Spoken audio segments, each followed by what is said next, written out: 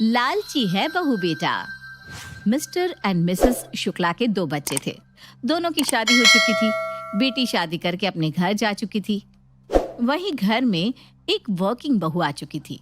अब शुक्ला जी रिटायर होके पेंशन के मजे ले रहे थे। एक दिन की बात है। वाह शुक्लाइन, अब तो बहू आ गई है घर में, सारे काम से छुट्टी। सो तो है बहन, अब वैसे भी बूढ़ी हो चुकी हूँ, कितना काम करूंगी मैं। तभी बहू चाय नाश्ता लेकर आती है। माँ जी ये लीजिए चाय। आंटी जी चाय। मम्मी जी मैं ऑफिस जा रही हूँ, शाम तक आ जाऊंगी। ठीक है बेटा, टाइम से आ जाना। हाँ, तुम्हारी बहू वर्किंग है? हाँ बहन, लेकिन क्या फायदा, 1 रुपया तो घर में देती नहीं। पता नहीं क्या करती है, अपने पे ही उड़ा देती होगी। बचकर रहना, पता लगा पूरी प्रॉपर्टी हड़प ले और नौकर बनाकर छोड़े। भाई बुरा मत मानना, फैक्ट बता रही हूँ मैं तो। पता है मुझे भी, मैं भी ना लगाम खींच कर रखती हूँ इसीलिए। चलो बहन, अब थोड़ा सा आराम कर लो, इजाजत दो तो। हाँ हाँ क्यों नहीं। फिर पड़ोसन वहां से चली जाती है। तभी ससुर जी वहां आते हैं। अरे ओ श्रीमती जी, कहाँ हो? कमर में दर्द है, बस थोड़ा लेट कर कमर सीधी कर रही थी।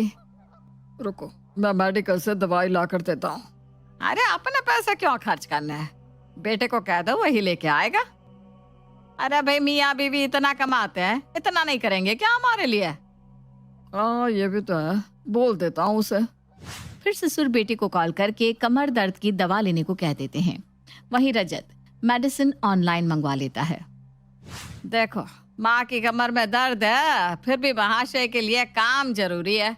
यह नहीं कि ऑफिस पास में है, माँ को दवा दे आऊं। तभी घर की बेल बजती है। अब न जाने कौन आ गया। दरवाजा खोलोगी तो पता चलेगा ना। सास दरवाजा खोलती है तो डोर पर डिलीवरी बॉय था। मैम मेडिसिन रजत शुक्ला जी ने ऑर्डर की थी। अच्छा अच्छा, कैश ऑन डिलीवरी देनी है क्या है? नहीं प्रीपेड है। Thank you ma'am. लो तुम्हारे साहबजादे ने मेडिसिन ऑर्डर कर दी। चलो, बीवी के आने के बावजूद ख्याल तो है माँ बाप का। ख्याल होता तो खुद आके दे जाता, किसी पराये से भिजवाया है। पैसे का घमंड है और क्या। और इतना कमाते हैं लेकिन लालच तो देखो, कभी 1 रुपया माँ बाप के हाथ पर नहीं रखते। हाँ सही कह रही हो, और जो भी देते हैं वो कौन सा हमारा है, आज नहीं तो कल मांग ही लेंगे। वैसे आज रेंट लेने जाना है, वो हमारे पुराने वाले बंगलों का और दुकान का। तो फिर जाओ लेके आओ ना। ससुर जी रेंट के पैसे लेने चले जाते हैं। वहीं शाम में वो अपने एक दोस्त के साथ घर वापस आते हैं। अरे शगुन भाई साहब, आपको कहाँ मिल गई है? आइए आइए भाई साहब, बैठिए। शुक्रिया भाभी जी। मैं रेंट के पैसे लेने गया था ना, तो वहीं मिल गया शगुन। बड़े दिनों बाद आए हैं भाई साहब, खाना खा के ही जाइएगा, मैं चाय नाश्ता लेकर आती हूँ। फिर मालती चाय नाश्ता लेने चली जाती है। और बताइए भाई साहब, बहू बेटा कैसे हैं? और आपका पोता हुआ है ना, वो कैसा है? घर परिवार का तो पूछो ही मत भाभी जी, अब उनसे मेरा कोई लेना देना ही नहीं है।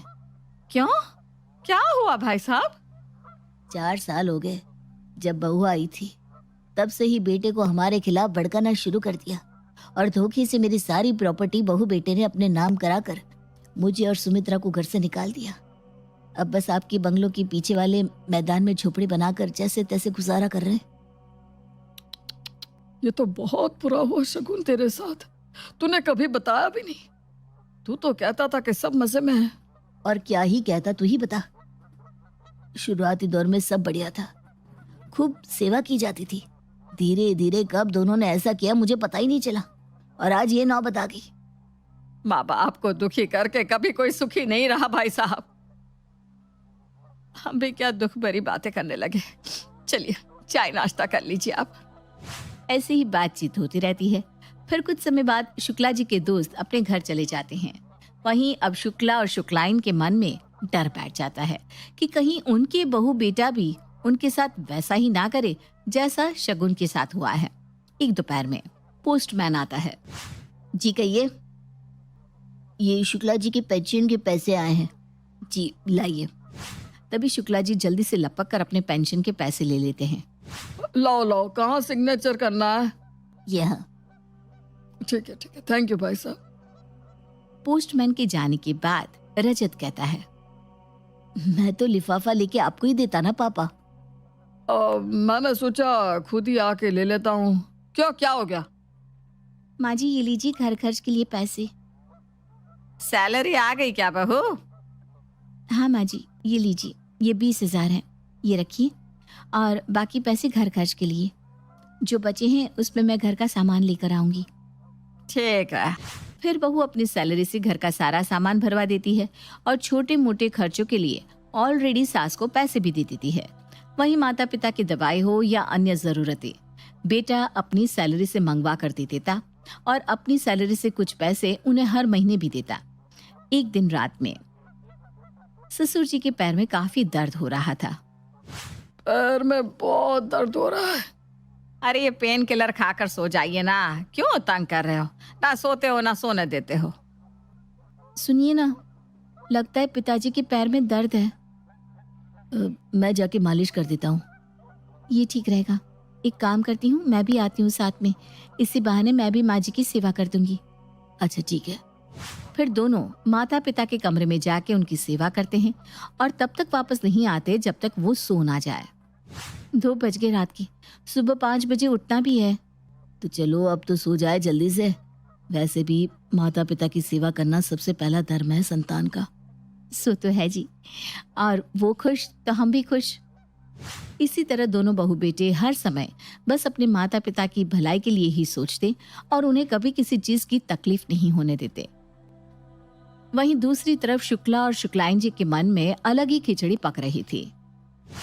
मैं क्या सोच रही हूँ, हम तो बूढ़े हो रहे हैं और अगर हमारे बेटा बहू ने भी हमारी प्रॉपर्टी अपने नाम करवा ली तो? वैसे भी ना इनके लक्षण ठीक नहीं लगते मुझे।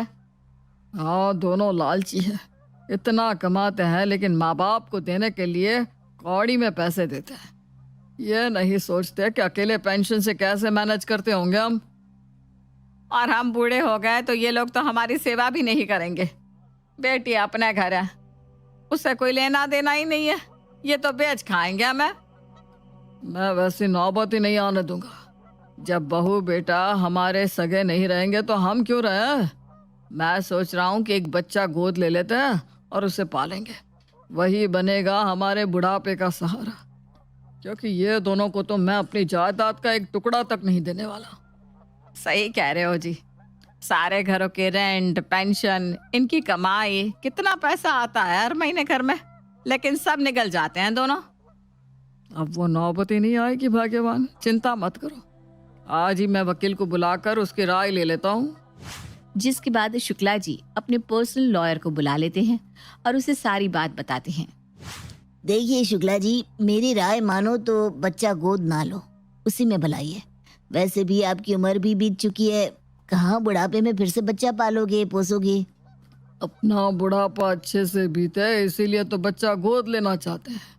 उसे हम पालेंगे तो वो बुढ़ापे में हमारी सेवा करेगा। मेरे हिसाब से तो ये ठीक नहीं है। बाकी रही प्रॉपर्टी की बात, तो दोनों बच्चों को साथ बिठाकर अच्छे से बात कर लो, वही ठीक रहेगा। ठीक है, देखता हूँ मुझे क्या करना चाहिए। वकील के जाने के बाद ये वकील का भी ना दिमाग खराब हो गया है। गड्ढा सामने दिख रहा है और वो मुझे गड्ढे में कूदने की राय दे रहा है। बताओ। मैं तो कहती हूँ आज ही चलकर पास वाले अनाथ आश्रम से बच्चा गोद ले लेते हैं। इतना भी आसान नहीं होता ये सब। मैं बात करता हूँ अनाथ आश्रम के लोगों से। फिर ससुर जी बच्चा गोद लेने के प्रोसेस में लग जाते हैं। वहीं उनके बेटा बहू रात दिन बिना किसी स्वार्थ के अपने माता पिता की सेवा में लगे रहते हैं। लेकिन शुक्ला शुक्लाइन जी को कुछ दिख ही नहीं रहा था। उन्हें तो बस यही लगता था कि उनके बेटा बहू उनके दुश्मन है। और कुछ दिनों बाद वो एक 5 साल का बच्चा गोद ले लेते हैं और उसे जब घर लेकर आते हैं। माँ ये किसका बच्चा है? ये मैंने गोद लिया है। अच्छा, बहुत ही प्यारा है ये बच्चा। अच्छा हुआ आपने बच्चा गोद ले लिया, बेचारे को एक परिवार मिल गया। हाँ। वहीं रजत जब घर में आता है और माता पिता का गोद लिया हुआ बच्चा देखता है तो पापा ये बच्चा किसका है? पापा ये मेरे बड़े भैया है क्या? हाँ बेटा, मैंने बच्चा गोद लिया है रजत। अच्छा, आपने बताया भी नहीं। सोचा गोद लेके सरप्राइज दे दूंगा। अच्छा किया पापा। वैसे भी घर में बच्चे के रहने से रौनक रहती है और इसी बहाने उसे एक परिवार मिल गया। कमरे में इनको बच्चा चाहिए था तो कह देते, हम भी कभी ना कभी तो बेबी प्लान करने ही वाले थे ना, कुछ साल बाद की जगह अभी कर लेते। ये भी तो हो सकता है कि उन्हें उनका बचपन चाहिए था। अब हम बड़े हो गए ना, शायद उन्हें फिर से पेरेंट्स बनने का मन किया होगा। हाँ ये भी है। खैर माँ बाबूजी ने जो भी किया बहुत अच्छा किया।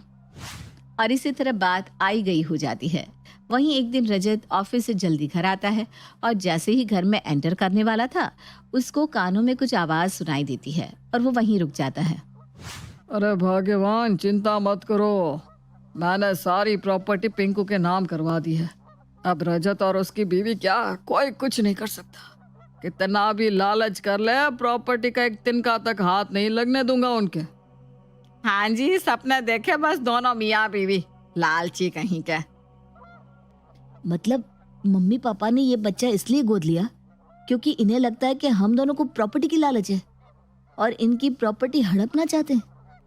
अरे हमने तो हमेशा यही सोचा कि मम्मी पापा को कभी किसी चीज की तकलीफ ना हो और हमेशा उनकी सेवा की। जिसके बाद रजत को ये सब जानकर काफी दुख होता है और वो अपनी बीवी के साथ घर छोड़कर चला जाता है। साथ ही माता पिता के लिए एक नौकर लगा कर जाता है। अगले दिन जब सुबह माता पिता उठते हैं, साहब जी, मुझे रजत साहब ने यहाँ काम करने के लिए रखा है और ये आपके लिए एक चिट्ठी छोड़कर गए हैं। अरे गया कहाँ वो? ये तो वही जाने। पापा प्रणाम। जानता हूँ कि आप मुझसे गुस्सा है और नाराज भी। मैंने तो कभी आपको तकलीफ पहुंचाने की कोशिश नहीं की, ना ही मेरी बीवी ने। हमने तो आपसे कभी ऊंची आवाज में बात तक नहीं की। मुझे पता है कि आपको लगता है कि हम दोनों पति पत्नी को आपकी प्रॉपर्टी की भूख है और इसीलिए आपने बच्चा गोद लिया। मम्मी पापा, हमें कुछ भी नहीं चाहिए। आपकी खुशी हमारी खुशी है, इसलिए हम घर छोड़कर जा रहे हैं। रामू को आपके पास छोड़कर जा रहा हूँ, वो आप दोनों का ख्याल रखेगा और हर महीने पैसा भिजवा दिया करूँगा। प्रणाम। ये पढ़कर दोनों पति पत्नी निशब्द हो जाते हैं और उनकी आंखें भर आती है।